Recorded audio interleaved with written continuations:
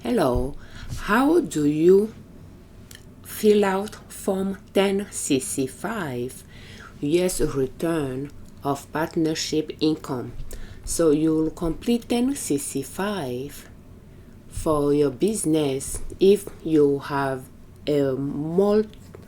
multiple members, LLC, or multiple members partnership type of business.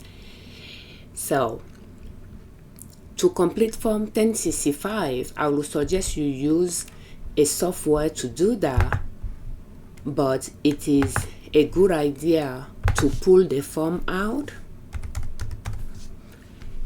so that you can complete it by hand to see if you have all the documents you need on hand to start completing the form using a software.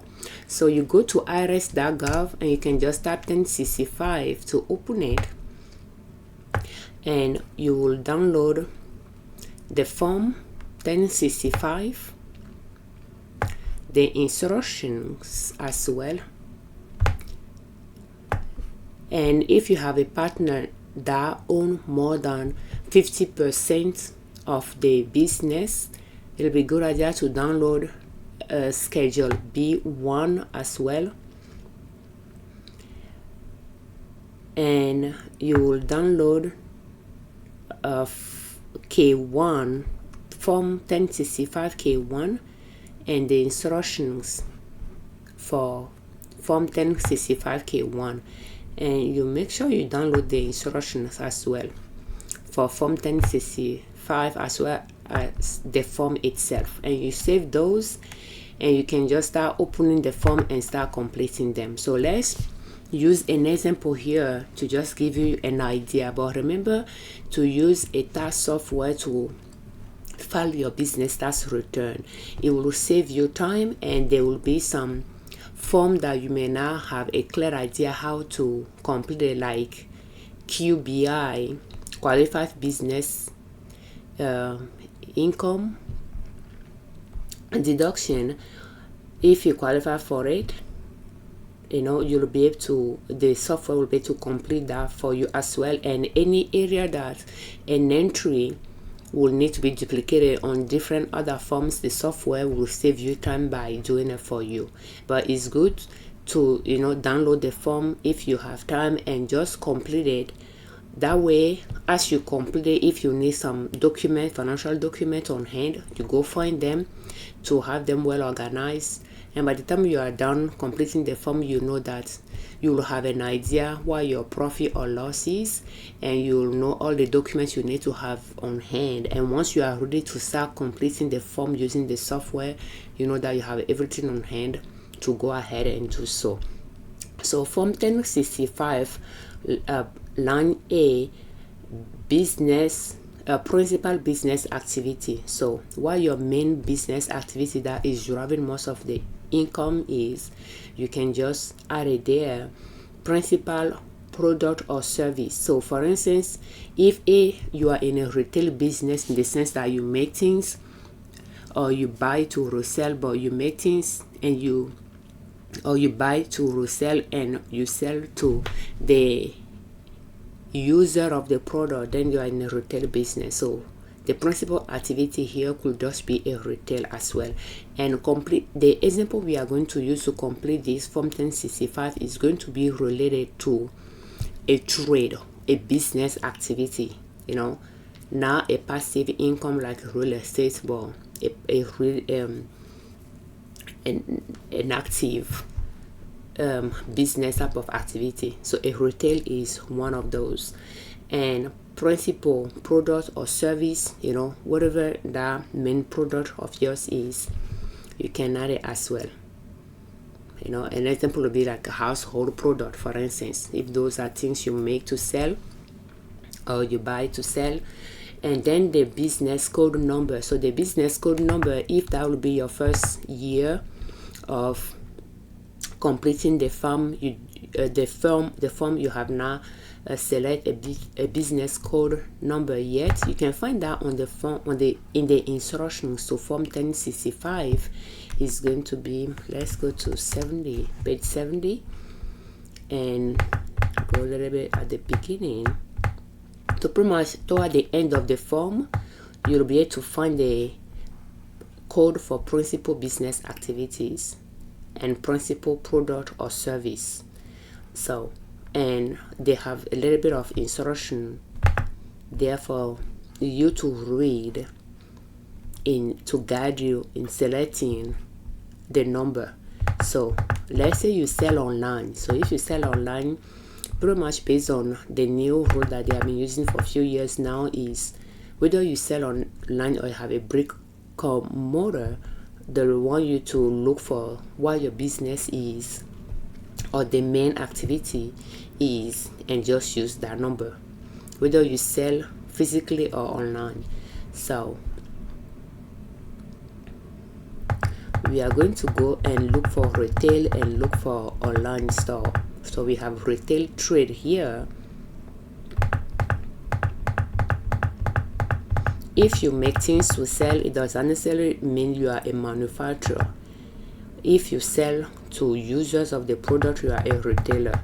So under retail, you see non-store retailer. So non-store retailers sell all type of merchandise using such method as internet, mail, order, catalog, interactive television, or direct sale. So, and they will just say retailers should select those type of retailers should select the principal business activity associated with the primary line of products sold. So, and whatever that is, you will just find it. So we have been talking about what? Household product. Let's just say here, and yeah, general merchandise retail, for instance, department store. So pretty much if you sell general products, that could be a number there to use. Let's go up a little bit more to see. A lot of time online business don't tend to be niched. So if you just go through it to see if there is a number that quite qualify the type of business you have. But if you are in the making of things that are not edible, you'll be able to find yourself in this selection. But again, if you let's say you sew things to sell, you have clothing here, you have shoes, jewelry, and so forth, and pretty much you'll read through it. If you sell yeah, they have jewelry, pretty much. Yeah. So well, cosmetic, I was thinking about more about cosmetic, like if you make things related to beauty supplies and accessories, you have that area. So, and sometimes you might sell things in your store that is in different categories here. So you just have to see which one is your main product line that other product branch out from, and that product line you can just use it. If you are in the service business, then you look for service as well. We have information here, like if you make YouTube channel, for instance, and that is your main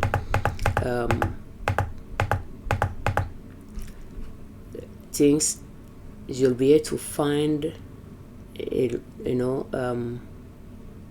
social network. Those are more of a provider, but you'll be able to read through it here. Let's go up a little bit to see what will be more related to you and select it. Media streaming, but yeah, and you just find what is quite related to you. If you have online courses teaching, it's still going to be in the information system, but it's good to just go through it to see what will best describe your business. And when you find a number, those numbers, whatever that number is, that's what you will select for it. And that means the principal business activity and the principal product or service that you pick should be, quite related to it as well. So now you'll put your business name. Just make sure you put the legal name of the business that you selected, that you pull down when you are applying for the EIN number, so that things can tie out well for you. You enter your business EIN number, your business address, and city. When your business started, it'll be when you file with your state for that LLC entity or partnership. You'll have that as well. For total assets of the business, depending on the income level, the revenue level of your business, you may not need to complete this session, but it'll be good if you have your balance sheet to pull that number from the balance sheet. And how the balance sheet is going to be scheduled L on the form as well, but the balance sheet is just, you'll have one session will be the beginning of the year, which will be pulling numbers from the previous year end. So you'll copy those numbers from previous year end session to paste there, and then you'll enter the end of the year, like 2024 end of the year numbers there. So pretty much the cash in your business bank account, you'll enter that. Inventories at the end of the year, you'll find that on your inventory spreadsheet. Let's see that here at the end of the year. So you'll enter that as well. And if you have business depreciable assets, well, those assets that you purchase throughout the year, that will be the amount there. So if you purchase a business asset during the year, that number will be added to this number to make up of that number that will be there. And how much you depreciated so far throughout the years will be on that negative section, and the difference will be here, and that will just tell you how much you have left to depreciate. So and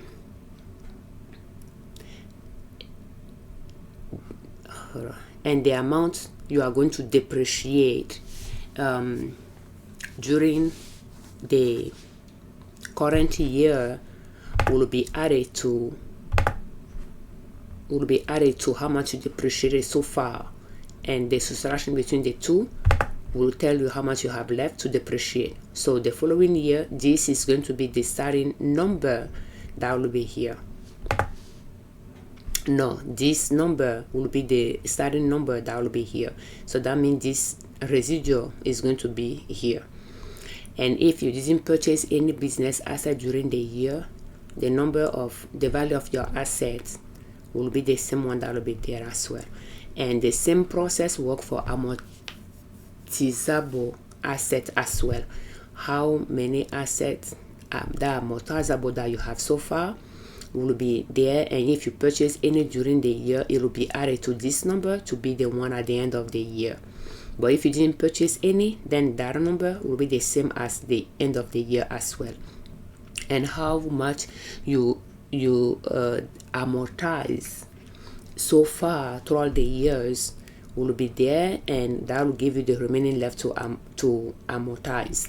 And at the end of the year will include the amount they will include how much you amortize throughout the year and the amount you are going to amortize for the year you are filing for, and the difference between the two will give you how much you have left. So having zero there means this amount remaining is what is going to be amortized during this tax filing process, and you have zero. So that means at the beginning of the new year 2025 balance sheet, zero is going to be this amount is going to be here, and the difference between the two is going to be here, which is going to be the 0.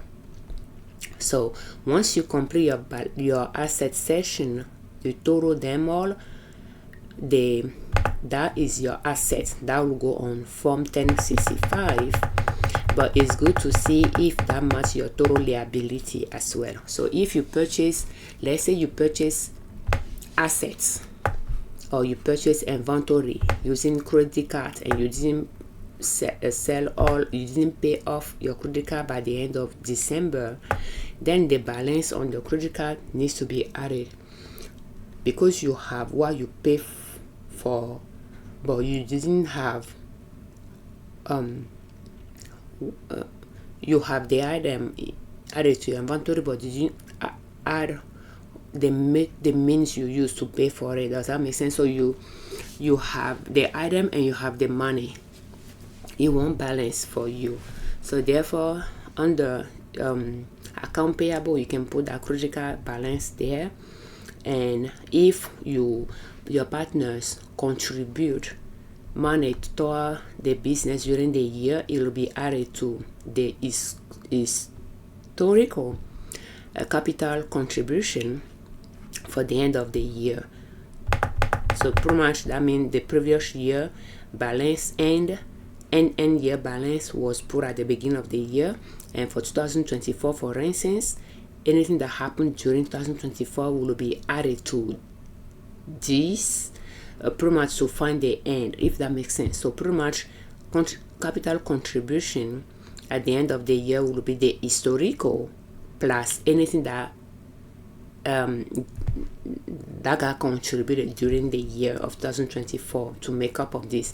If none of there was no capital contribution from the partners, then this amount will equal that, and then you'll have your retained earning.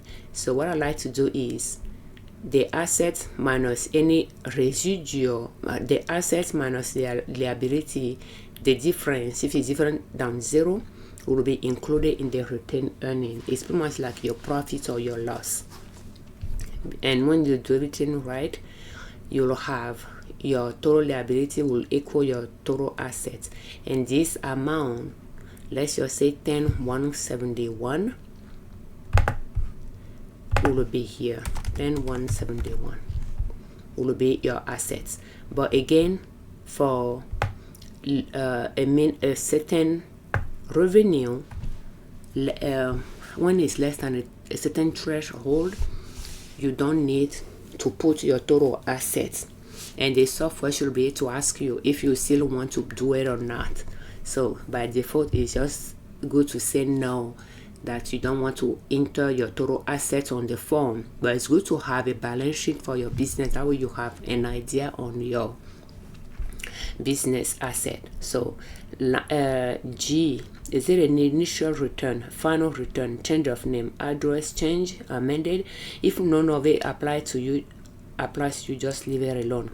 Is there what kind of accounting method do you use? You are going to select cash here. If yours is accrual, you select accrual. So a number of K-1. So here in this example, we are just going to put 2. So check if Schedule C and M3 will be attached. We are going to leave it like that, because since that we are not going to need it for this form. But if you need it, then you'll need to check it if you are going to complete those and attach it.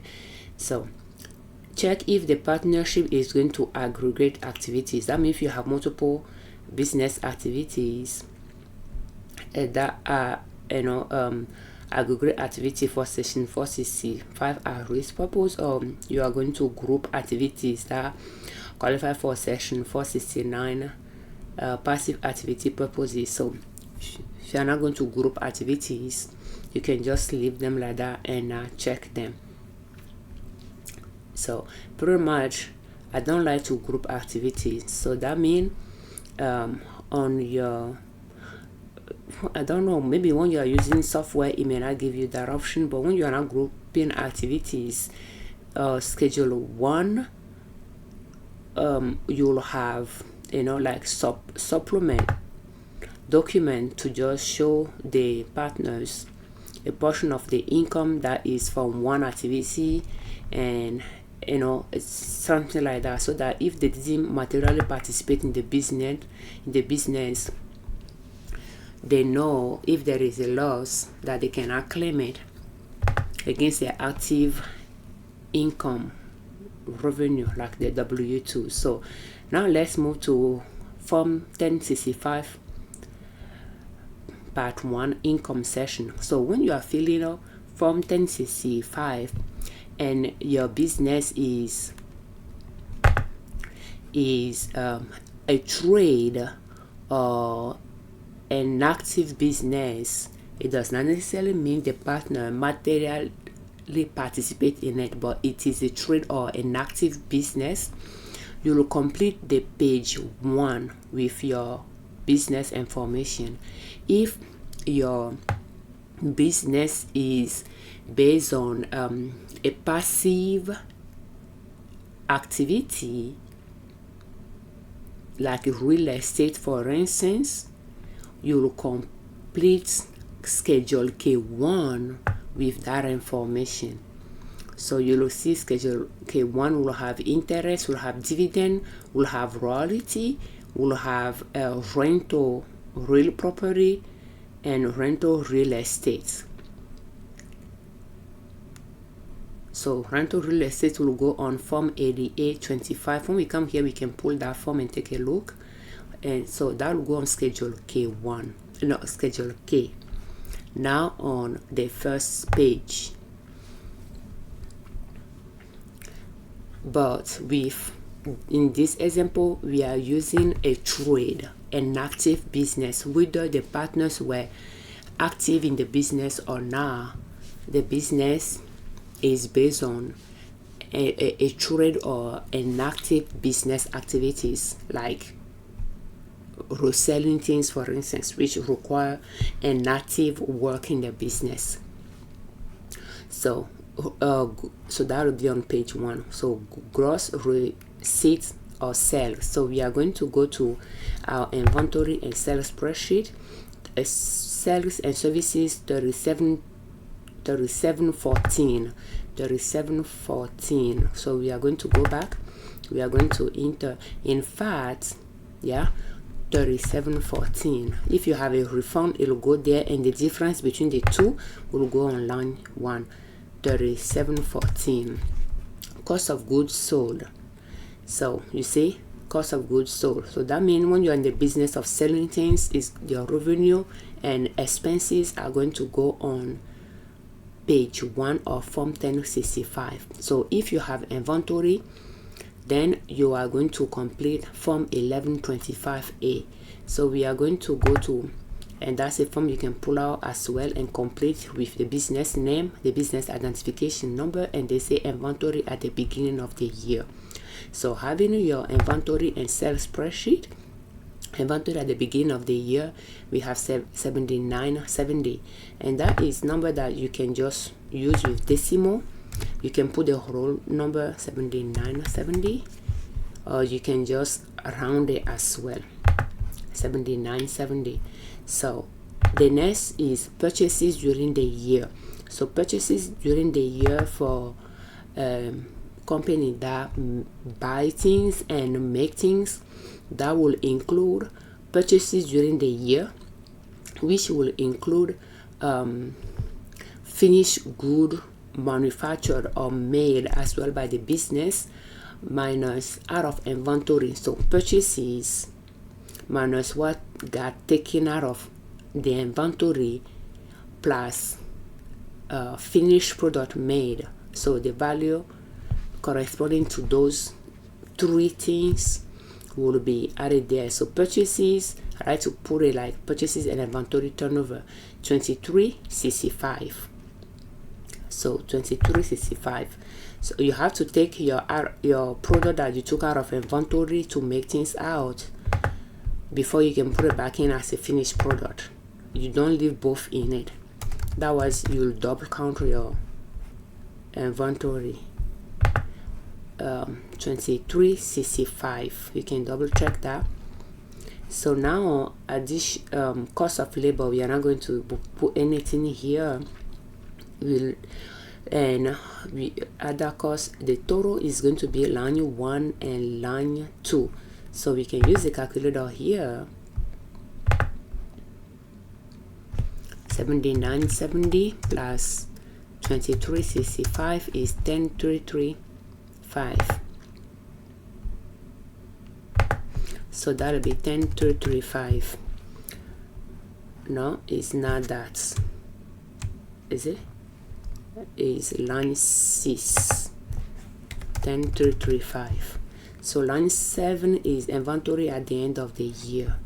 So inventory at the end of the year is 8310. 8310.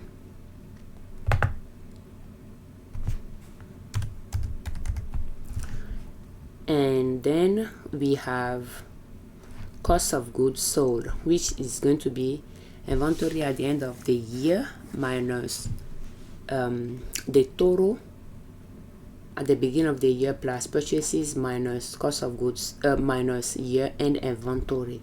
That will give you the cost of goods sold, cost associated with product that was sold during the year, 8310. So that will be 2025. And we can just double check that number with. And again, if you are looking for a spreadsheet to track your inventories and sales, so please check ninasoap.com, our blog. Under free downloads, you'll be able to find this spreadsheet there, a workbook. So 2025. If you are now using an accounting software to track your inventory.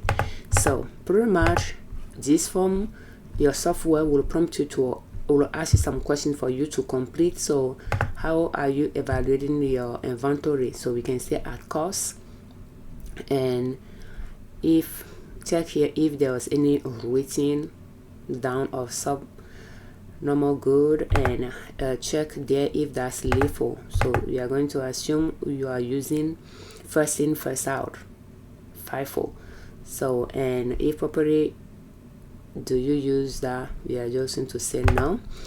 Is there any change in determining the quantity? We are going to say no, and we are going to go to our form 1065 with that number 2025. So cost of goods sold is going to be 2025. Okay, so gross profit is going to be the subtraction between the two. It's going to be 3714 minus 2025 is 1689. 1689. So that's the gross profit. So ordinary income loss from other partnership, if there is something like that, you'll add it. So so those are different type of incomes or loss that could come from other schedules or form, if you have to complete any of those forms, otherwise you leave them alone. So other income or loss attached statement will go there. So total income or loss is to combine 3 to 7, and in this instance our line A is 1689. So part 1, form 1065, part 1 income section is done. Now we are going to put the business expenses related to that, to the business activities down here as well. So salary and wages, other than the partners, for the 1065 partners are not employees, therefore those are, if you have employees, you'll put their wages here. We are going to use an example, therefore we are going to go to bookkeeping here, and again, if you are looking for a spreadsheet to do your bookkeeping, will you please check ninasoap.com for in fact we sell one for LLC, but I have not reviewed it to see if I need to make some update to it though.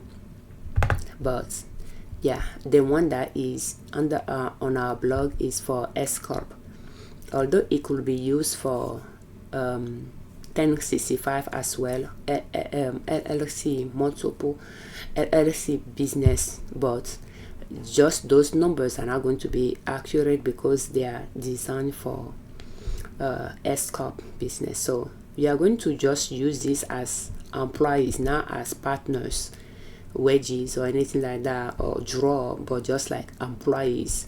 So we are going to use 217.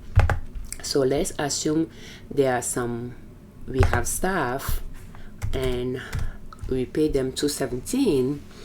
And so if you have repair, guaranteed payment to partners, will go there, repair and maintenance, rent, so tax and licenses. So we have something for that number. So if you have employees, chances are you pay toward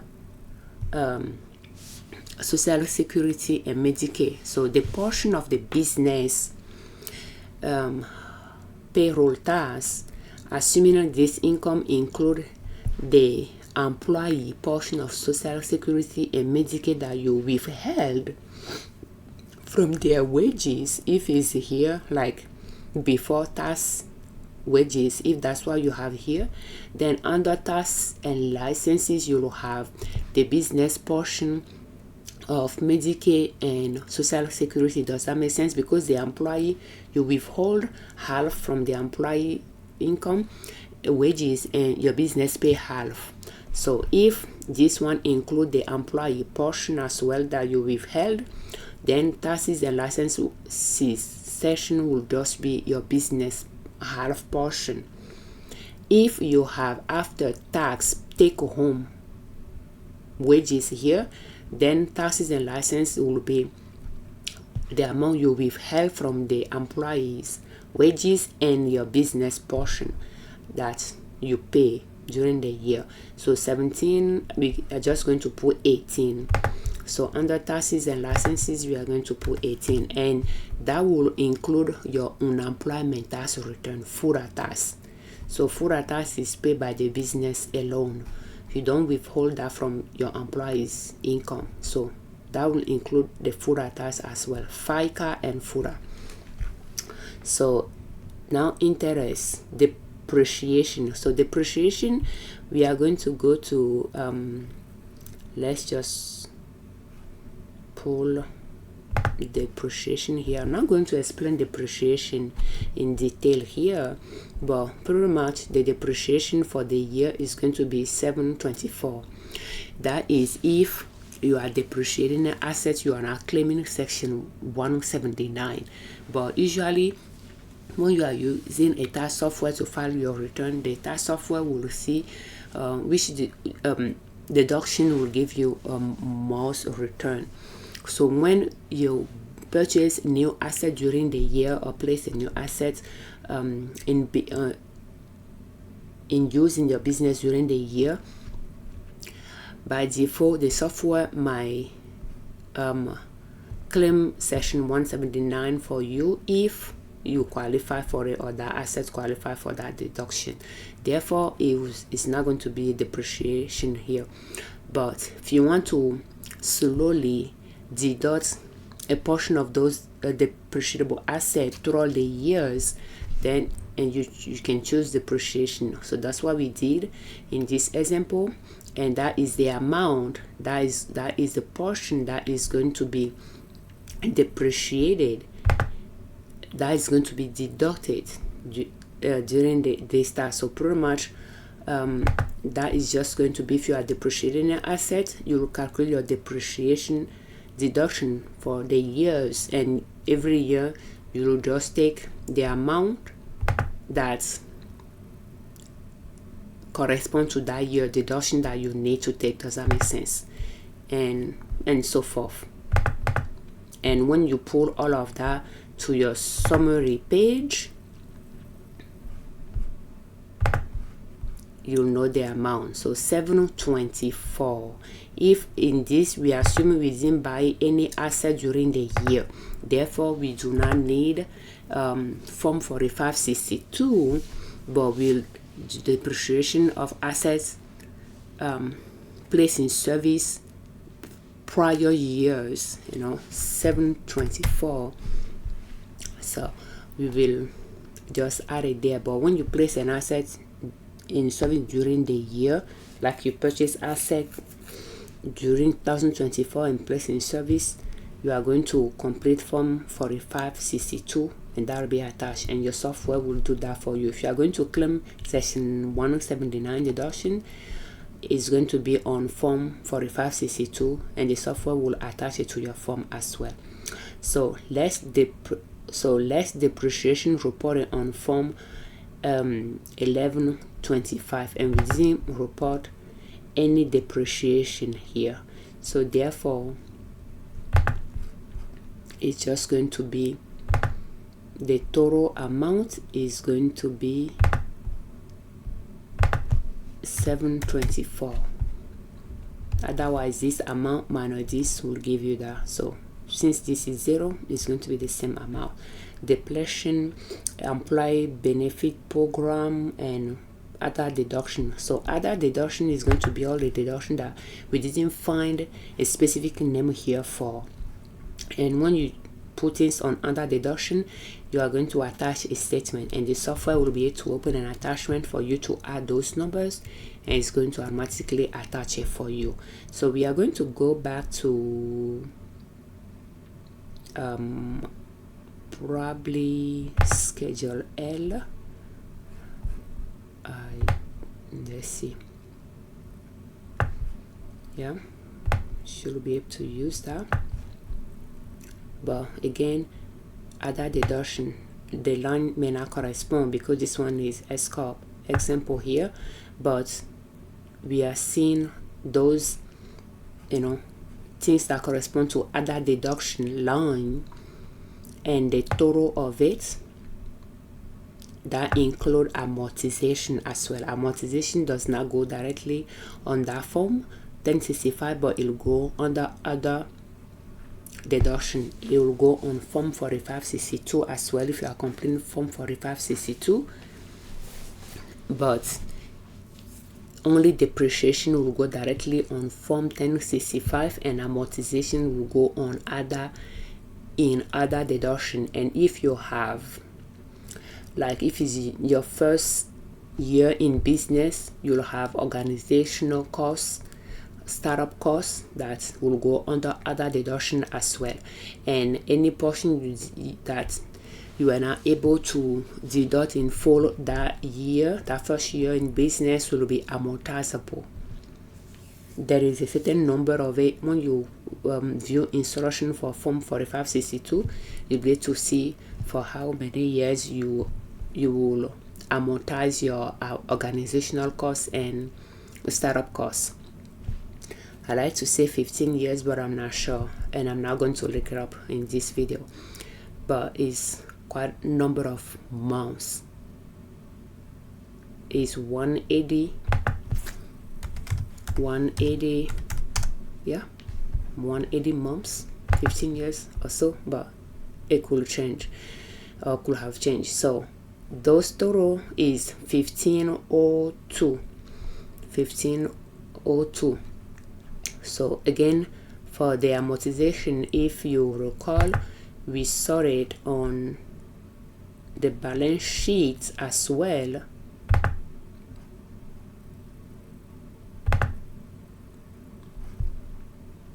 We saw it on the balance sheet, the amount that will be amortized during the year, to zero it out. So we are going to go back and put other deduction to be 1502. So for form 65, other deduction is on line 21. For S corp 1120S, it was line 20. That's why the numbers on that spreadsheet is different from this one. So now total deduction, you are going to total all your costs here. we are going to use the calculator. 217 plus 18 plus 724 plus 1502, and we have 24cc1. 24cc1. Okay, so now your income or loss is, your profit or loss is going to be line 8 minus line 22, and that is going to be 1689 minus 24cc1, and that is 772. No, that would be negative 772, because the cost is more than the revenue, so that is a loss. Now we will continue. Tax and payment. So interest due under the book, interest due under the look back method. So BAA, other tax, total balance due, elective payment.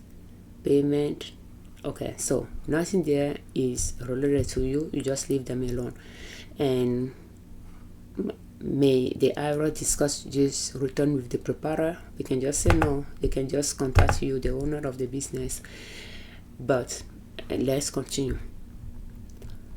So, and again, you are now paper filing, you are using a tax software, but the preparer will complete this session. And let's take this number and let's, in fact, we are going to continue with Schedule B, which is more like a questionnaire for you to answer. So on page 2, so what type of entity is filing this return? Is going to be a domestic, an LLC. So at the end of this year, did any foreign or domestic corporation or partnership own directly or indirectly any part of your business? The answer is no in this.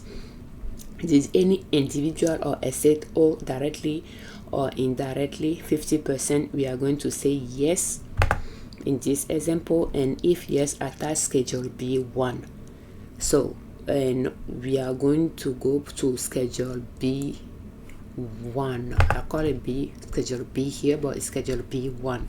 So you have part 1 for business owning 50% or more of your business, and you have part 2, people owning 50% or more of your business. So we are going to complete the part 2, and part 2 you are just going to put the name of the partners, and in this example I'm just going to put Afiavi, and then you'll put SSN of that person and the country of citizen. You can just put USA, and then percentage here we are going to put, why not, 60%. Okay, so 60%, that means the other person is 40%, so it does not have to go on here, and that will be attached. So let's save that, and we will go back to 1065. I don't know if you recall, because we put 2 people there. So if one is 60% owner of the business, the other is 40. So you will just complete for who is 50 or more percent owner of the business. So at the end of the year, did the partnership own directly 20% or more of another business? The answer is no. So fees, yes, you have steps to take. Own directly an interest of 20% or 50%, we are going to say no. In a foreign company or something like that, we are going to say no. So, but just please take your time to read the questions and answer. Does the partnership satisfy all 4 of the following? The partnership total receipt of the tax year were less than 250, pretty much the revenue of the year. The partnership total asset at the end of the year were less than 1 million. You thought this one was like what, 10,171.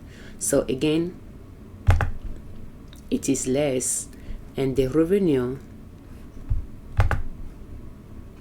the revenue is less than that as well, than pretty much those.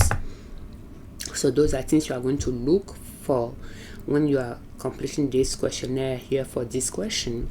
The revenue, the total assets, Schedule K-1 are filed with the return and furnish the partner on time. Yes, the partnership is now filing and is now required to file Schedule M. Yes, but again, you can read to see what that Schedule M3 is about. If yes, the partnership is now required to complete Schedule L, which is a balance sheet at the end of the form, Schedule M1, which is more like a profit or loss statement, and Schedule M2, Item F on page 1.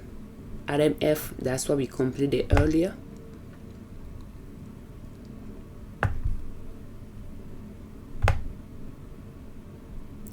And let's see here, that is the balance sheet. Schedule L, M1, reconciliation of income and loss, M2, analysis of partners capital account. So those forms at the end are not required if your income is low there, and chances are M3 is not going to be required either. So then we will say yes there for satisfy all four. So is the partnership publicly traded? No. During the tax year, did the partnership has any debt cancelled? No. Has this partner filed or is required to file 8918? No. At any time during the year, did the partnership has interest in signature authority over foreign country business? No.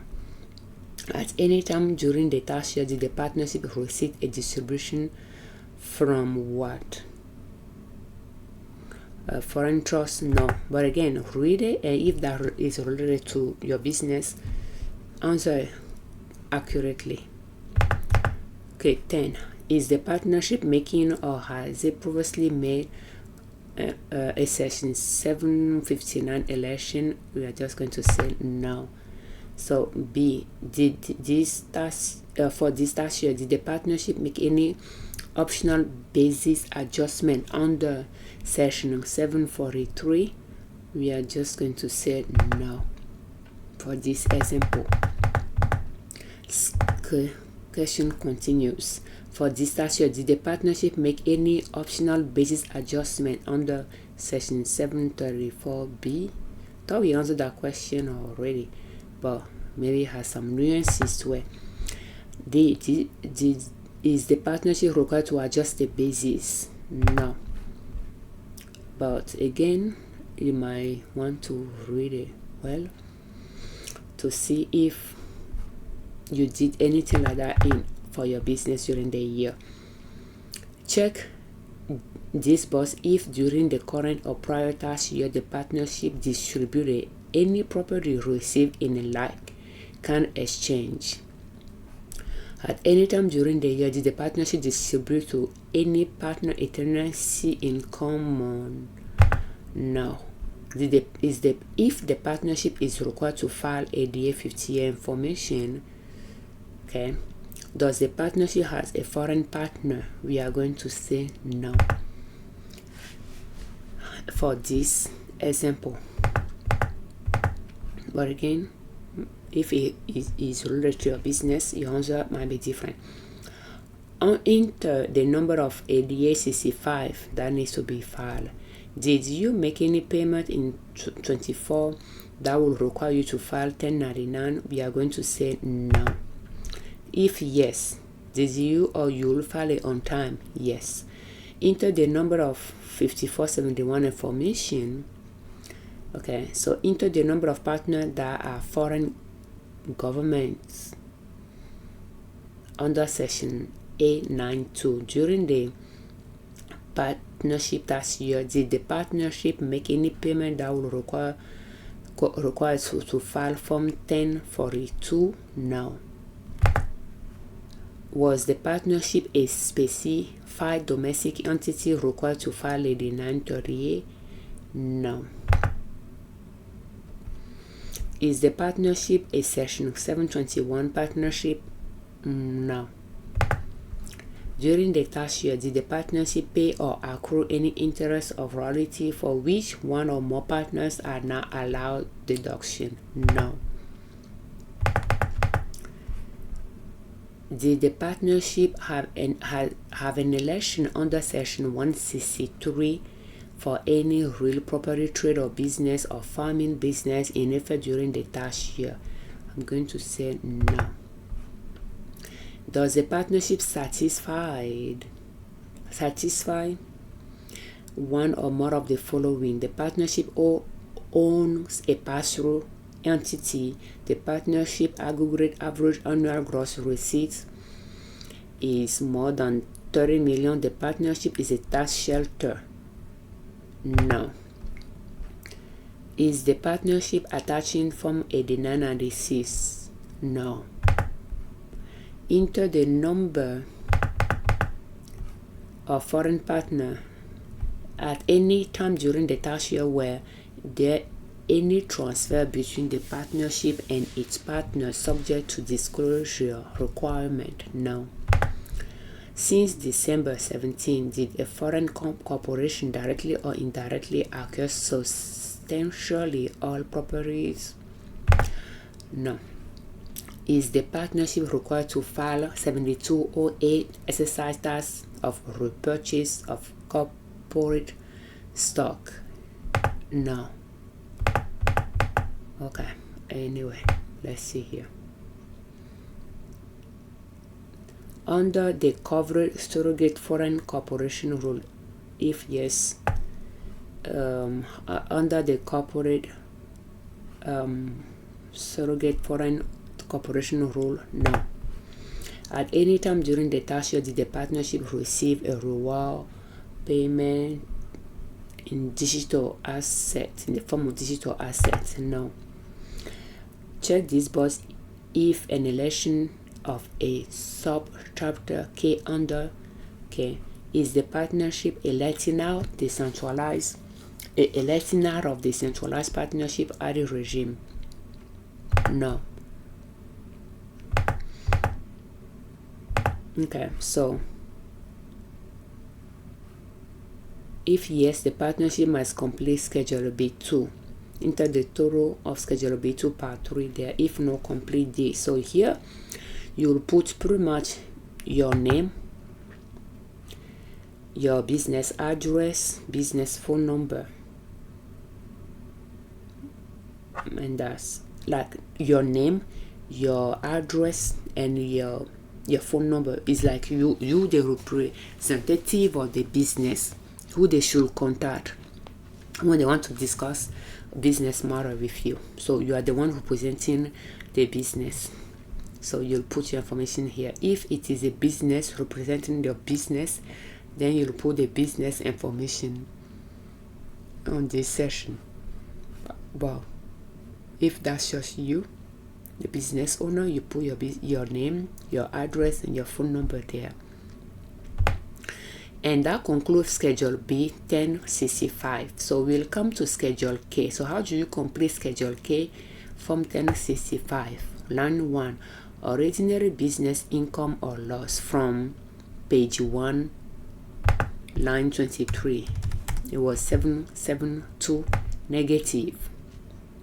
If we go back, you'll be able to see that there, line 23. And we'll go back and net rental real estate income or loss. So let's put a DA 25.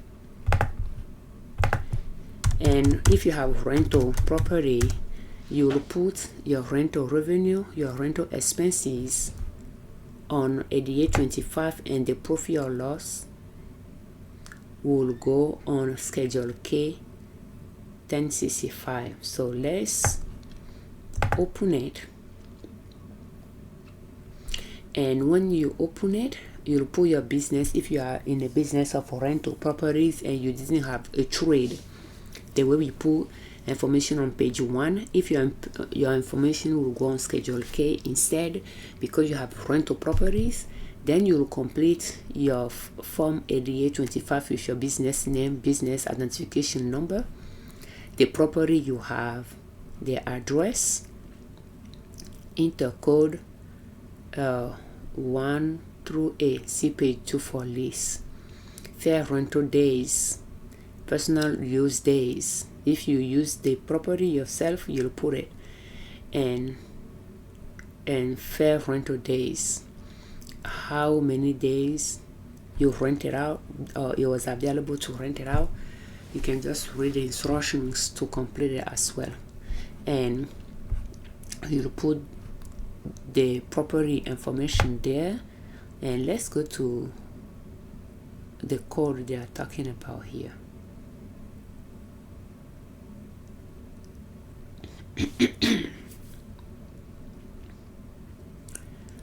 The code. So what kind of property it is, that's what the code is. If that's just single family residence, then that'll be code 1. If it's multi-family residence, it'll be code 2, and so forth. Let me see here, do they have it there too? Yeah. Okay, so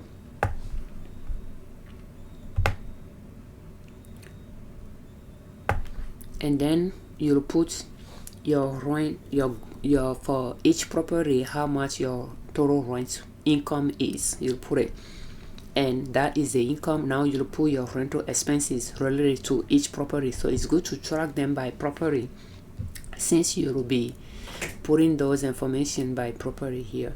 So advertising costs, auto and travel to maintain the property, clearing and maintenance, maintaining the yard, cleaning and maintaining, between renters and the yard when it's not in use, commissions, insurance, property insurance or insurance related to whatever that is that you are paying on your rentals, legal and other professional fees, interest, repair to the property, taxes, property tax, utilities that you pay while the property was not rented out, wages and salaries. So if you hire people that you pay, it will go there as well. Depreciation of the property, so we'll go there. Turns out it will go on Form 4562, and then depreciation of the year will go on line 14 as well. And any other expenses not listed that you incurred, you'll add them. And the income minus the total expenses will give you your profit or your loss, and you'll do that for all of them. And the total gross rent, add total rents, you'll add all those. You'll go on line 18, and then you'll add total expenses, which is line 16. You add those total expenses for line 18B, and then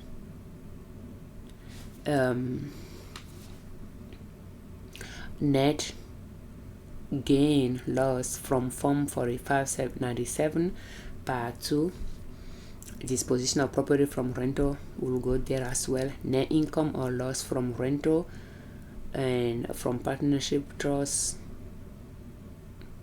Okay, and that's why below the partnership estates, nothing related to you, leave it blank. Otherwise you complete it. And so under the partnership estate or trust from which net income or loss is shown on line 20. Okay, so unnotified below the partnership estate or trust for which. So the name, the business identification. So net rental real estate income, combined line 18A through 20B, and that will go on line 21. And this amount will go on Schedule K of either 1065 for LLC partnership tax return or 1120S S Corp tax return, line 2. So if we go back, so that is that the profit or the loss from rental real estate from ADA 25 will go on line 2.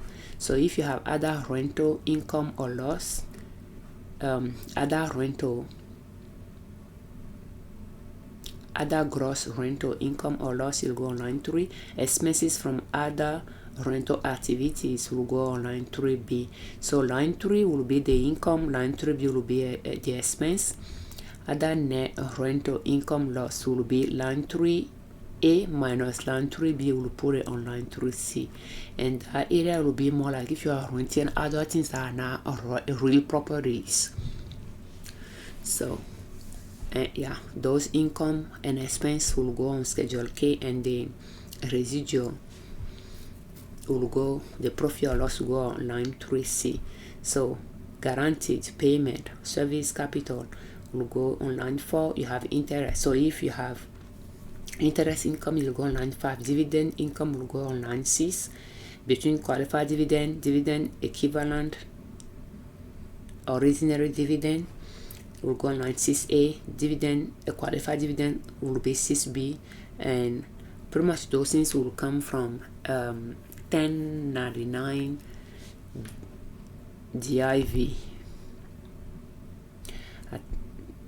I think. And line 7 will be royalties income, and then pretty much you just read through those to see if there is some other incomes or loss that you have that needs to go on the form. So deductions. So on the deduction section for Schedule K, you'll have section 179 deduction for qualified assets you place in service during the year that are qualified to be deducted in full or expense in full. Will go on Schedule K. Cash contribution. So cash contribution, non-cash contribution, you have 13. Investment, interest expenses, other deductions, and other deductions will be where royalty income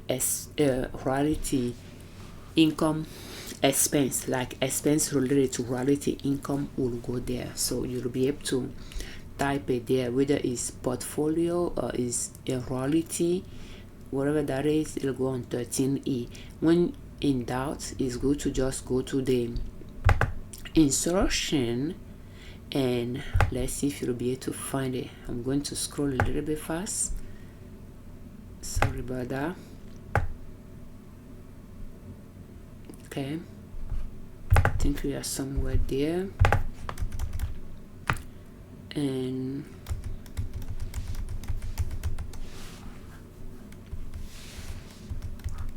see, okay, deduction. Okay, we have 13D, 13E, 13E other deduction. So we see royalty income. If that is related to royalty income, it'll go on the 13E. There is a code that you will use for Schedule K1. It'll be code I. And if it's portfolio income, investment income, the expenses related to it, it'll go on that line with code L. And those codes will be for Schedule K1. Okay. And pretty much you have those options. So but here you will just type the type of expenses, no, here the type of expenses related to it,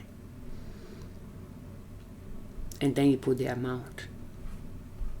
So now let's continue here. Self-employment. When you are using this tax software to complete it, the tax software will just put those things that are, once you you add your number once, the tax software will be able to put it where it needs to go. So self-employment will be one area that the tax software will complete for you, but we can try to put some numbers here. So line 14A is net income, net earning loss from self-employment. So, and here is going to be, if we go back up a little bit, it's going to be that amount, negative 772 in this example, because that's the only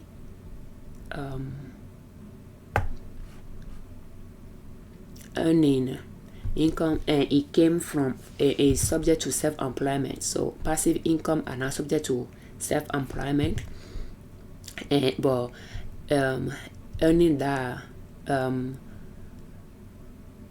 subject to self-employment will be related to active business activities. So, and since this example have active business activities, we'll have that there. That'll be negative 772. And then a gross farming or fishing income, we don't have anything there. And 14C, we have gross non-farm income. So non-farm income, we'll go back up in this example, is going to be 1689. Oh yeah, 1689. So we are going to take that,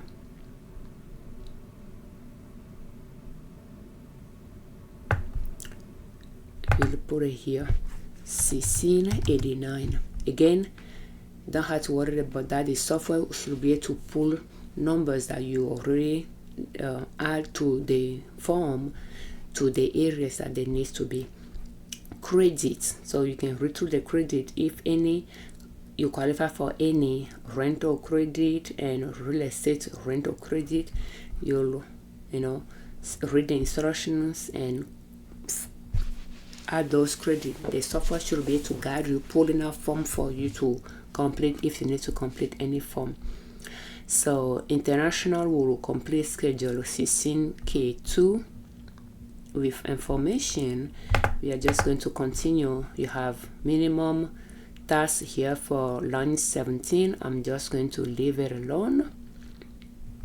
And then we have other information, line 18, a tax exempt interest income, other tax exempt non-deductible expenses. So expenses that are non-deductible will go on line 18C. There could be some business expenses that are not actually deductible by the business. And if you go to the form, let's see if you'll be able to find that section quickly. Okay, self-employment. So when we go to self-employment here, you can read it. And so if the partnership is engaged solely in the operation of a group investment, earning from the operation generally is not self-employment earning for either the general or the limited partners. So, and if we go down a little bit, the general partner net earning loss from self-employment don't include the following: dividend on any share of stocks. So pretty much the general partners are the one that their earning or loss will be related to self-employment because they are working in the business. And the limited partners may not pay self-employment because they are more like an investor type. But the general partner net earning subject to self-employment will not include dividend on any share of stock and interest on any bond and rental from real estate, except a rental of real estate held for sales to customers in the course of a trade or business, royalty income, except royalty income received in the course of a trade. That means they actually work toward this royalty income when it's a trade or business. And limited partners. So limited partners, generally a limited partner share of partnership income loss isn't included in net earning loss from self-employment. Limited partner treat a self-employment earning only guaranteed payment for service they actually rendered to or on behalf of the partnership, to the extent that those payments are payment for those services. However, whether a partner qualifies as a limited partner for the purpose of self-employment tax depend on whether the partner is considered a limited partner under section 1402 813. So I'm just going to leave it like that, but again, you can read through it and do that. But we are looking for something that I don't remember, but line 18C. When you are completing the form, you can just have the instruction, and if a question is puzzling you, you can just scroll to that area and read the information about it to guide you in answering that question. So 18C, we can see what does now qualify as deductible expense that you might have in your business. So non-deductible expenses will include payment made by transferring partnership to eligible taxpayer, don't include separately state deductions shown elsewhere on Schedule K or K-1, capital expenditure on item deduction on which is deferred to a later tax year. So report on in box 18 of Schedule K-1 each partner distributive share of amount reported on line 18A, B, and C. So pretty much, but they didn't say much about what is not deductible other than if there is an expense that is paid but will be referred to future years, it can go there. For instance, there are instances that you might pay for expenses like to save money. You might pay for multiple years of something. Does that make sense? Of like a fee for a product that you have a membership, even a domain. When you are renewing a domain name, they might give you an incentive to pay for multiple years, for instance. So yeah, if you did that, technically you can only deduct the expense allocated for 1 year, that the year you are filing for. So the remaining years that you pay for in ahead of time could be, in my opinion, the way I understood it, could be a non-deductible expense to go there. You know, it's different for a later tax year. Okay, so what else do we have here? You have investment income, investment expenses, and you can read through it to see what kind of investment income will go here and what kind of investment expenses will go there. And then we will continue. Okay, and here is another area that puzzles me sometimes as well. So line 1, net income or loss, combine Schedule K, line 1 through 11, and then subtract 12, 13E, and 21. Line 1 through 11, line 1 through 11, subtract 12, 13 what? 13, let's see, and 21, foreign tax paid. Let's see, 13E. Okay, line 12 through 13E. So line 1 all the way through 11 are the income, minus line 12 through 13E, the expenses that are deductible, and line 21. The difference between all of that will go on net of income per return. Analysis of net income loss per return. Here is going to be 772 negative. So analysis per partner type, general, limited. So here is a place that I usually find a little bit puzzling, but again, it's going to they consider LLC as limited partner, but I just find it a little bit confusing. We'll come back to line 20 or so for the QBI, but let's see if you'll be able to find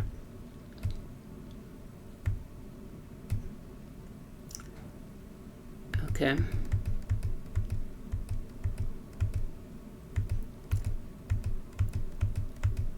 The partnership in classifying partner who are individual as active or passive, the partnership should apply the rule below. So if the partnership principal activity is a trade or business, classify a general partner as active if the partner materially participates in the business. If the partnership principal activity consists of working interest, okay, so if the partnership principal activity is a rental real estate activity, classify a general partner as active if the partner actively participates in all the partnership rental real estate activities. So there is this section that you might find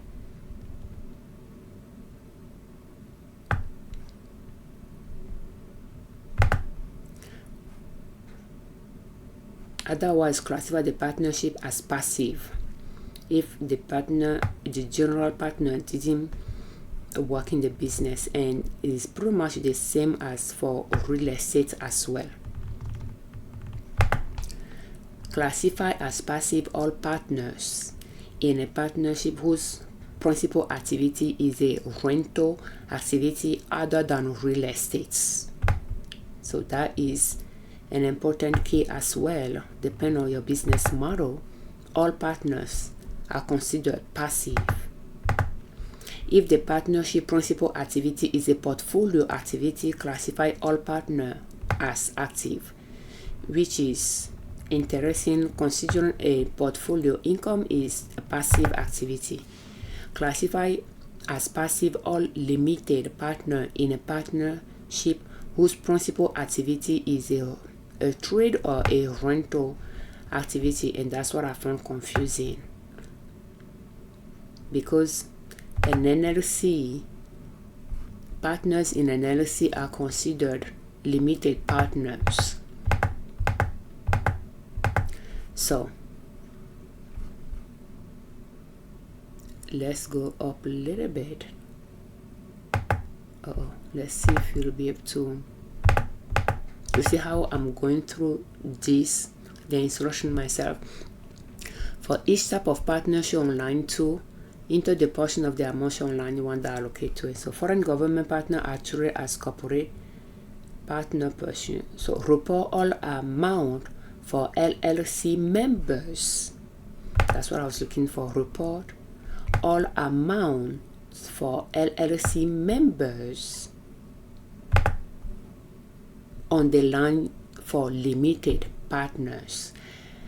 So and that's what I found confusing. Limited partners, usually they are considered passive, but as a partner of your own LLC, you might actually work in, you might actively work in the business. Does that make sense? So it's just like those rules does not really apply when you automatically for LLC members you use limited partner line. So based on this, when we go back, so limited partner line, so now they say limited partner, but now you need to know if it's going to be active or passive, and that will take us back. So now at least we know it's going to be limited partner. But now when we go back to the instruction again, now to that first yellow, we are going to, this is a trade, business trade. So we are going to go back and say classify as passive all limited partners in a partnership whose principal activity is a trade or a business rental property. So this rule will pair with this one, because they say to put them on the limited partner section, and then they say classify as passive or limited partner if the business activity is a trade or a business, so that means based on those two, that means that negative 772 is going to be under passive, negative 772. And that's what I found a little bit confusing, because in my opinion I thought it would be here at least for the partners that are actively working in the business. Under limited partner is going to be there for those, and the one that are not working in the business will be under passive. But based on those two rules, that is the way I understood it to complete it. But I think the software will be able to guide you, but you'll have to answer some questions for the software to be able to guide you. It will be like limited liability companies or limited partners. You have to choose something similar for the software to know where to put your numbers. So pretty much this concludes how to complete Form 1065 for 2024, Schedule B 1065, Schedule B1 1065, Schedule K 1065, and we touch base with Schedule L as well, balance sheet. So now, how do you complete Schedule K-1 1065? Once you are done with your Form 1065, anything you have on your Schedule K will go on Schedule K-1. Pretty much you are distributing Schedule K among your partners, and your partners will get Schedule K-1. Schedule K-1 is just every single line of Schedule K is divided among the partners based on their ownership percentage. In this example where we have two people, one is 60% owner of the business, the other is 40%. Every single line of Schedule K will be times by 60% for one partner, and every single line of Schedule K will be multiplied by 40% for the other partner. So when you total your Schedule K1s, every single line of Schedule K1, when you total every single line for all the Schedule K1s, it should correspond to that line on Schedule K 100%. So for Schedule K1 Form 1065, you'll put your business identification number on line 1 part 1.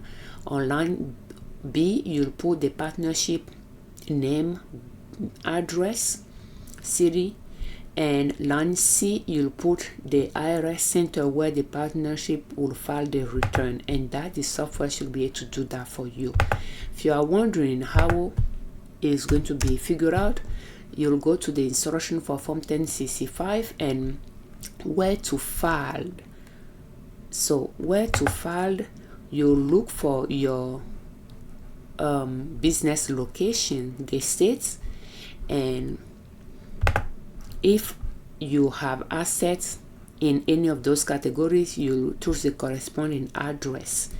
And in this example, where we are located in Iowa, for any amount is going to be Ogden. Therefore, on the form, Ogden will be entered. Sometimes the software might put Utah as well, and they pretty much the software might put Ogden, Utah, and the address, pretty much that line there for you. Okay, check if it is a publicly traded company. We are now going to check it. So line E, you'll put the partner that this form belong to, this Schedule K1 belong to. You'll put that partner social security number, that partner's name, address, city, and okay. So is it a general partner or LLC member manager. Okay, and then they have limited partner or LLC member. So they do have those considerations here that you can choose from, and which makes things even a little bit more confusing. And this, I understand it, that for partners that are managing the business, it will be good to choose this for them, and the one that are passive, to choose a limited partner for that person. But again, for where we just came from, for the partners at the bottom of Schedule K, it just make it, I just feel like things they just don't line up. But well, since we have those options, we are going to choose that for the LLC member manager. I don't know, or maybe just LLC member, or they say other LLC member, LLC member manager. Just makes sense to me for partners that are working in the business to be LLC member manager. So a member of the LLC that manage the business. So is the partner okay? What type of entity is this partner? Is an individual. So I think I'm just going to put individual here, or I. Okay. Is the partnership a retirement plan? No. Partner share of profits. Here we are just going to put CC. Ending is going to be CC. Loss CC. CC. CC. CC. And then sales exchange, no. And this session will leave it alone as well. And here I believe you are now required to complete it. Let's go back to Schedule B. But it's good to track the basis for partners.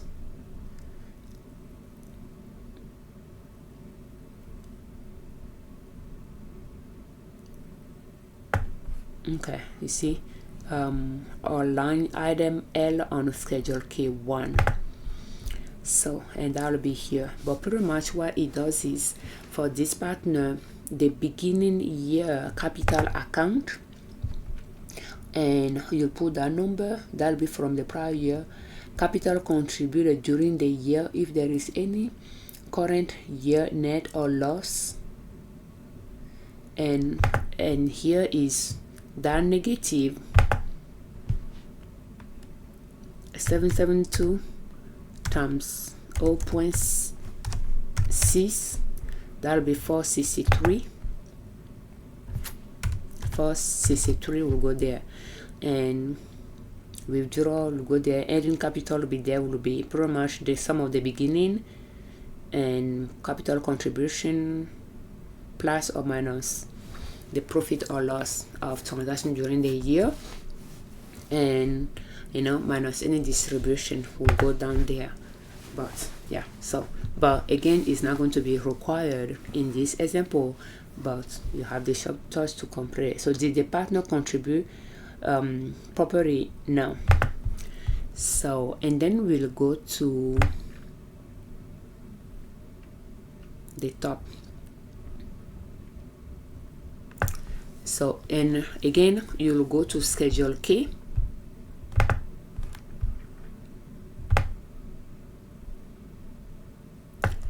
Line 1 times the ownership of this partner times the 60%. Will go there. So, and that's what we calculated earlier. 772 times 0.6, 463 negative. and you'll notice that we don't have any other number on any line there. Therefore, we are not going to worry about that, and we'll go all the way to 14A. Okay, so but again, if you have any number on any other line, you'll just stamp it by that partner ownership percentage, and you'll put it on the line that is related to it. But again, the software will automatically do that for you. So we are looking for 14A, self-employment. So we'll put the code A, and that is the negative 772 is going to be self-employment net earning or loss allocated to this one will be 463, and the other one is gross non-farm income is C,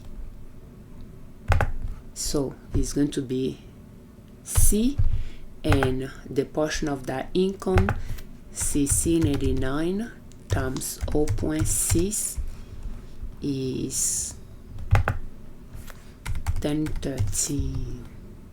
Am I getting it right? I think so. But again, the software will do those calculations for you. And let's see if you have anything on any other lines, it'll go down there. So now we are going to go to a QBI deduction. So pretty much you just completed your schedule K1 for one partner. In fact, let's save this, and let's do for partner second one. For the second partner, that'll be 40%.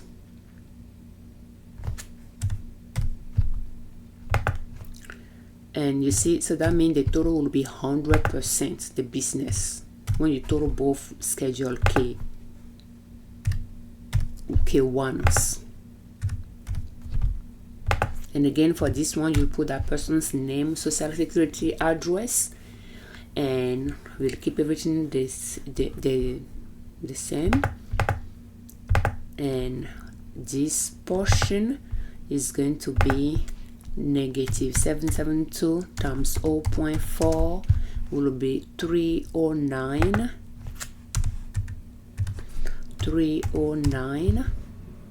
So 309,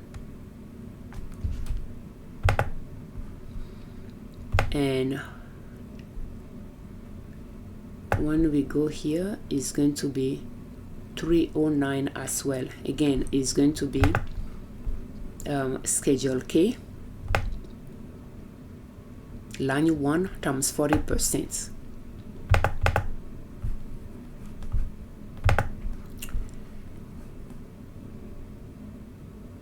Okay, yeah, so 772 times 0.4, 309.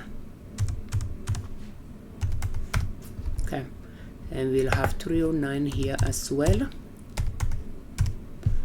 and this one will change, and it's 14A and C. You know, this times 40% is going to be 309, and this times 40%, 1689 times 0.4 is 675, 677, no, 676, 676. And one thing is good to do is when you do those, it's good to total them. So if we take 676 plus 1013, see, it gives you that total of schedule K. Alternatively, if we take 463, that was what we had before there, 463 plus 309, you see, it gave you that 772. We just need to add the sign, negative sign there. So that tells us that when we total our schedule K1s, line by one, it should correspond to the same line on Schedule K, total amount. Okay, and this one we can just save it as 2. We don't want that, we want this one, and let's copy that and we just save it there. Okay, that way we have both forms. So now we are going to continue with the QBI, and again the tax software, once you enter everything, the tax software will be able to do the QBI for you. But it'll be good we go through a little bit here. You'll do it, the software will calculate it for Schedule K, the business, and the software will will allocate a portion for each partner on for Schedule K1. So there will be attachment. So but you have some flowchart here to use, but we are going to need statement A, QBI, pass-through entity reporting. So let's see if we can find a form here. So pretty much I'm not going to complete it, but I'm going to walk you through it. But again, you're not going to do it yourself, the software will be able to do it for you.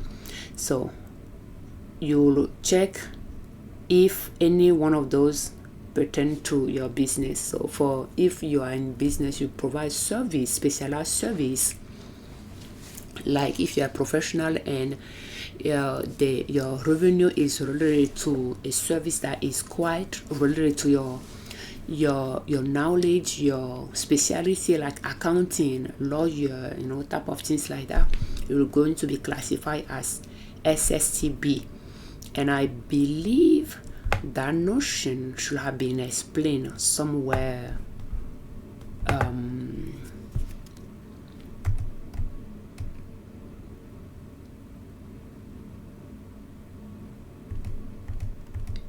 Let's see here.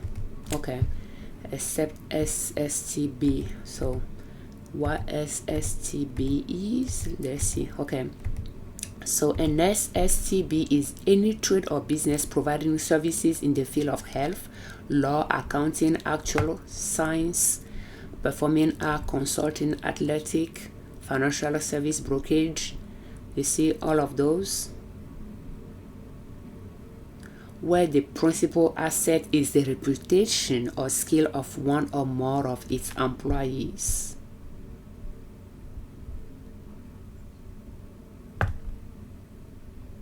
Just to guide you to see what kind of business you have.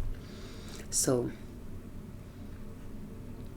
the term any trade or business where the principal asset is the reputation or skill of one or more of the employee owner mean any trade or business that consists of a trade or business in which a person receives fee, compensation, or other income by endorsing product or services, a trade or a business in which a person licensed or receives fees, compensation, or other income for the use of an individual image, likeness, nature, signature, voice, or trademark, or any other symbols associated with the individual identity, receiving fees, compensation, or other income for appearing at an event on a radio, television, or other media format. Seems like if you are a content creator, you could well fit, your business model could well fit under an SSTB format though. But anyway, partnership must separately report QBI information for all trade or business engaged in by the partnership, including SSTB, but must identify all trade or business as SSTB. Okay, so we just want to read it to know what that is about. So, but again, the software should be able to tell what you are qualified for and what you are not qualified for. I have some highlight there that we might come across. But again, and they have options for you for the business name, business identification number, what kind of trade or business it is, and then the dividend income or loss. For Schedule K is going to be negative 772, and if you have a rental income, it'll or loss, it'll go there as well. Other income and all those will go section 179. Deduction from Schedule K will go there as well. And wages, W2, and that 217 that we use will go there as well. We can just go to line 1 here.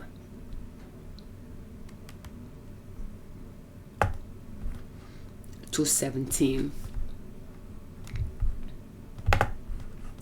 and UBI of qualified property, so that'll be some depreciable assets that are left to depreciate. Portion of it will go there. So let's go up to see what we can read on those sections there. Okay, I think the unadjusted basis of qualified property is figured by adding the unadjusted basis of all qualified assets immediately after acquisition.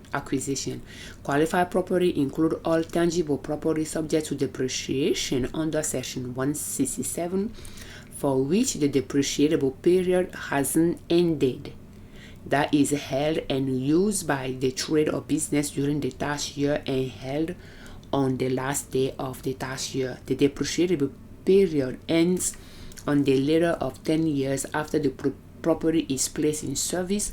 But okay, so the portion that is not depreciated yet, I believe that is the amount that is being used on that session.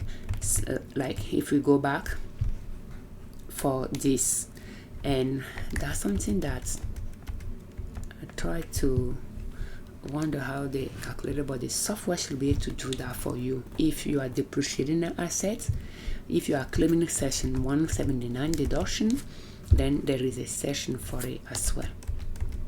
Now, for purpose determine W2 wages, fiscal year end partnership include amount paid to employees under section 6051 for the calendar year ended which or within the partnership tax year. If the partnership conduct more than one trade or business, it must allocate W2 amount is trade or business. So, but again, the W2 pay employees, you'll put that as well. If there is a rate dividend, that there is a section for it.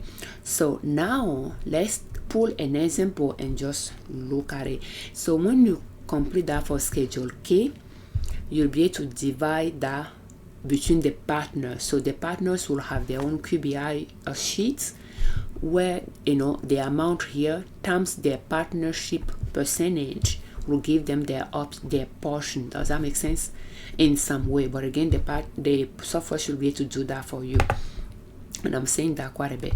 But let's go here and see if I can pull a document here for us to just go through it.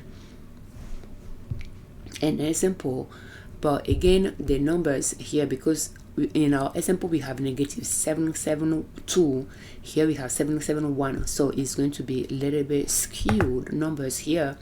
But an example of statement A, QBI, and we have ordinary income, that we calculated on our form here. You see where we have 772 here negative. Okay, so we have 771 here 17, but it came from there. And as we continue down, you see that 217. Let's go back. 217 employees,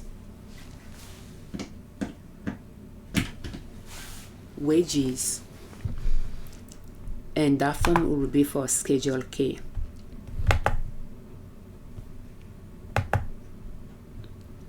And then we have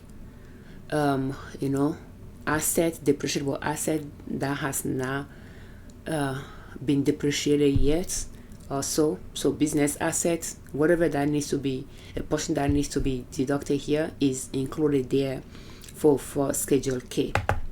So now when you go to Schedule K1, let's see if you'll find Schedule K1 here. So we try to check that box SSC, and pretty much the same thing. Now Schedule K1 QBI, and again that box will be checked for Schedule K1, but see, for one partner, I think this one I was using, maybe I use 60% as well. So 386, let's see.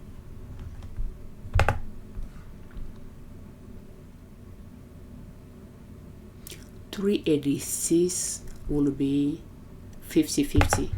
772 times 0.5, 386. So in the example, I use 50/50 between the partners. So that split that 771 or 772 negative in two for the partners, instead of 60% on one, 40% on the other, if that makes sense. So, but again, it's just splitting Schedule K numbers among the partner, but keep in mind that it's using 50% split in this example here.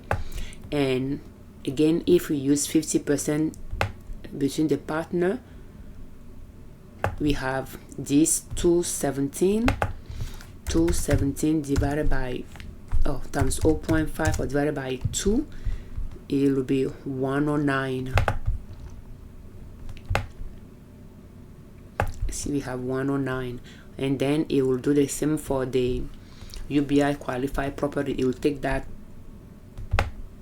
3,000, whatever that number is, divided by 3,600 divided by 2 for each partner, and those will be attached to the return, to the Schedule K1 for the partners, so that they can use their Schedule K1 and the related attachment to file their 1040. That is how you complete your Form 1065, Schedule K, Schedule K1, K1s,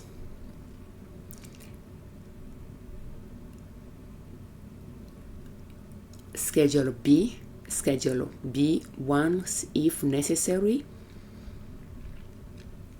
and and anything related. And I think in this example, we pretty much use 50% for the partners for the Schedule K1s in this example. So let me not confuse you. Just know that this example that are open for you to see the numbers in the QBI form use 50% split between the partners. When in the example that I was working on, I use 60%, 40%. So that will make the numbers a little bit different, but the idea is still there. Thank you so much for your time. We thank you very much for watching our videos. We thank you very much for all your comments, and we thank you very much you all that subscribe to our channel.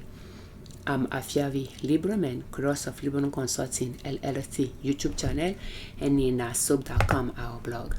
On our channel and on our blog, we share different ways to save money and different ways to make money to reach your financial independence, where you do not depend on an employer to provide for your family.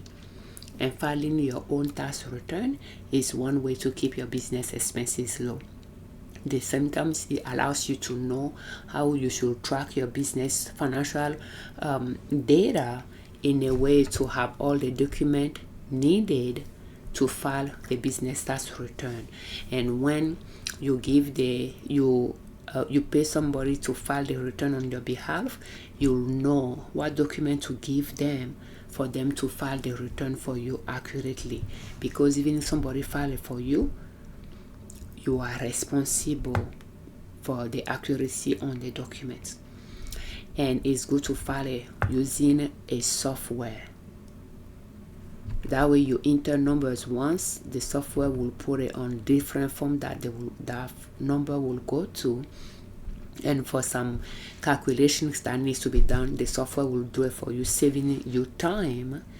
And yes, you'll pay a little bit more by paying for the service, but it'll still be less than paying somebody to do it for you.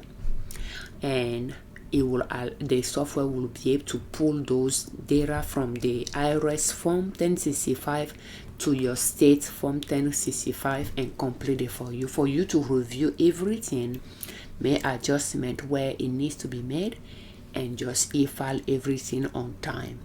And for regular tax, regular calendar year, the form 1065 is due by March 15, and you are required to give your partners schedule K-1 by that day as well, so that they have enough time to file their 1040 individual income tax return. And if you are using a fiscal year, then you will file your 1040 by the due date the IRS give you to file your return, your business income return by. Thank you so much for your time, and good luck with your business. Thank you.